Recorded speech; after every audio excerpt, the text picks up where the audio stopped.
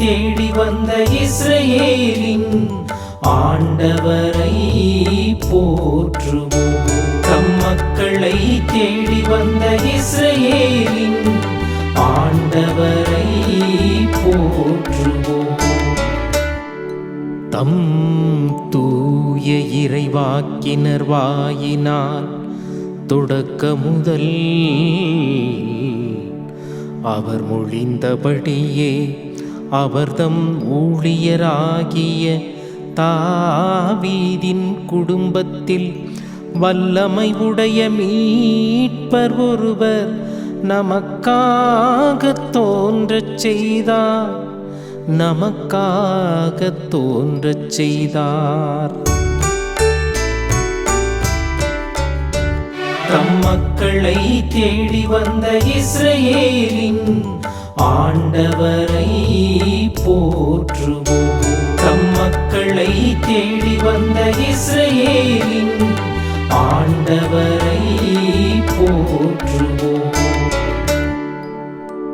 நம் பகைவரிடமிருந்தும் நம்மை வெறுப்போர் அனைவரின் பிடியிலிருந்தும் நம்மை மீட்பார்.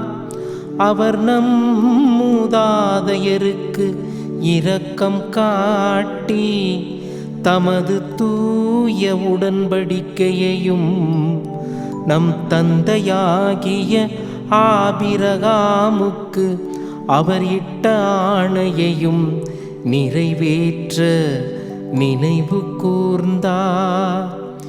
இவ்வாறு நாம் பகைவரின் பிடியிலிருந்து விடுவிக்கப்பட்டு தூய்மையோடும்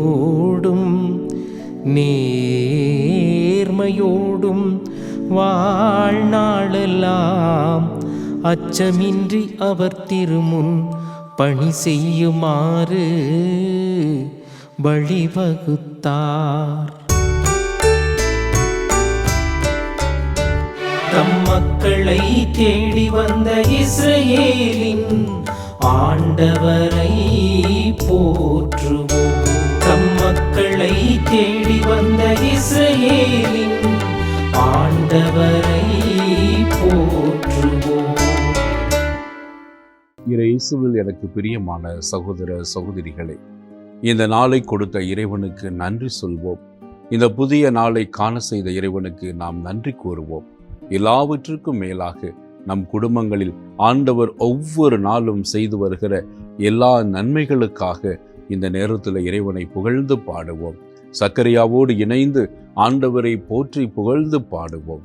இன்றைய தியான பொருளாக திருப்பாடல் இல்லாமல் லூக்கா நற்செய்தி முதல் அதிகாரம் இறை வார்த்தைகள் 65 75 வரை உள்ள அந்த இறை வசனங்கள் சக்கரியாவின் பாடலாக திரு அவை நமக்கு தியானம் கொடுக்கிருக்கின்றது. அன்புக்குரியவர்களே, இந்த திருப்பாடலின் இந்த தியான வரிகளை நாம் பார்க்கிற போது 2 பகுதிகளாக நாம் பிரிக்கலாம். இதனுடைய பின்னணியை சற்று பார்ப்போம். இதோ சக்கரியா தூபம் காட்டுவதற்காக ஆண்டவருடைய பலிபீடத்திற்குள் சென்றார். அங்கு இதோ கபிரியேல் தூதர் அவருக்கு திருமுழுக்கு யோவானுடைய பிறப்பை எடுத்து சொன்னார். வயது முதிர்ந்த நாட்களில் இது நிறைவேறுமா என்று அவர் அச்சமும் இதோ சந்தேகம் அடைந்த போது அவருடைய நா கட்டப்பட்டது. அவரால் பேச முடியவில்லை. மற்றவருடைய உதவியால் வீடு வந்து சேர்ந்தார். எனவே திருமுழுக்கு யோவான் பிறந்து இவருக்கு என்ன பெயரிடலாம் என்று கேட்டபோது யோவான் என்று எழுதி காண்பித்த அந்த கணமே அவருடைய நா கட்ட விழுந்தது. அவரால் பேச முடிந்தது. அதற்கு பிற்பாடுதான் இதோ இந்த பாடல் வரிகளை பாடி கடவுளை அவர் போற்றி புகழ்கின்றார் என்பதை நற்செய்தியில் நாம் பார்க்கின்றோம். இந்த ஒரு சூழலில் இந்த இறை வசனங்களில் நாம் 2 வகையாக பார்க்கலாம்.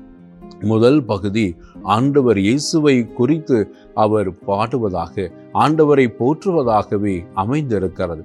நாம் வாசிக்கின்ற போது ஒருவேளை நினைக்கலாம், இது யோவானை பற்றி, திருமுழுக்கு யோவானை பற்றி சொல்லப்பட்டிருக்கிறது என்று நாம் சந்தேகிக்கலாம். ஆனால் கூர்ந்து நோக்குகிற போது அந்த வார்த்தைகள் 65 இதோ 76 வரையிலும் ஆண்டவர் இயேசுவை முன்குறித்து சொல்லப்பட்ட வார்த்தைகளாகவே இதோ அவர் தன்னுடைய பாடலாக இறைவனை புகழ்ந்து பாடுகிறார். இதோ ஆண்டவருடைய வருகையை பற்றி எடுத்து சொல்லுகிறார். ஆண்டவருடைய வருகையினால் கிடைக்கப் போகிற மீட்பை பற்றி அவர் அழகாய் எடுத்து சொல்லி ஆண்டவர் இயேசுவை குறித்து பாடி கடவுளை போற்றுகிறார் என்பதை நாம் முதல் பகுதிகளில் பார்க்கின்றோம். இரண்டாவது பகுதியாக இதோ 76 இறை வார்த்தை முதல் நாம் பார்க்கிற போது அங்கு திருமுழுக்கு யோவானை பற்றி இதோ தனக்கு புதிதாக பிறக்க போகிற அந்த மகனை பற்றி எடுத்துரைப்பதாக இருக்கின்றது. இது ஆண்டவர் அந்த குடும்பத்திற்கு செய்த எல்லா அளப்பரிய நன்மைகளை எடுத்து கூறுவதாக இந்த மீதமுள்ள வரிகளில் அவருடைய பாடலானது அமைந்திருக்கின்றது. இந்த 2 விதமான மனிதர்களையும் ஆண்டவர் முன்பாக ஒப்பு கொடுத்து அவர் பாடுகிறார். யோவான், திருமுழுக்கு யோவான் தன்னுடைய வயதான நாட்களில் கடவுள் கொடுத்த ஒரு ஆசீர்வாதமாக அந்த குடும்பத்திற்கு அவர்கள் பெறுவதை நினைத்து மகிழ்ச்சி அடைந்தார்கள். ஆனால் அந்த திருமுழுக்கு யோவானுடைய பணி என்பதை பற்றி அவர் அங்கே குறிப்பிடுகிறார். ஆண்டவருடைய வார்த்தைகளை கொண்டு இதோ அவருடைய வருகைக்கு ஆயத்தப்படுத்த முன் அறிவிப்பாளராக இதோ திருமுழுக்கு யோவானை ஆண்டவர் தேர்ந்து கொண்டார் என்ற அந்த மாபெரும் இறை வாக்கை அவர் தூய ஆவியால் நிரப்பப்பட்டவராக இதோ அந்த குடும்பத்தார் மத்தியிலே அவர் எடுத்துரைக்கின்றார். திருமுழுக்கு யோவானுடைய பணி என்ன? ஆண்டவர் இயேசுவினுடைய பிறப்பை பற்றி அறியாத அந்த சக்கரையா தூய ஆவியானவரால் நிரப்பப்பட்டதால் இதோ இந்த இறை வாக்காக எடுத்துரைத்து இந்த பாடல் வரிகள் வழியாக தனக்கு பிறந்திருக்கிற மகன் செய்ய போகிற பணியை பற்றியும் ஆண்டவர் இயேசு பிறப்பதற்கு முன்பாகவே அவருடைய பணியை பற்றியும் இதோ சக்கரையா இறைவனுடைய வல்லமையினால் தூய ஆவியானவரின் ஏவுதலினால் பாடலாக பாடியதையே இன்று தியான பொருளாக திரு அவை நமக்கு கொடுத்திருக்கின்றது. எனவே இந்த நாளிலே தியானிக்கின்ற நாம் 2 கருத்துக்களை மனதிலே பதித்துக் கொள்வோம். ஒன்று, இதோ கடவுளால் ஆகாத ஒன்றுமில்லை.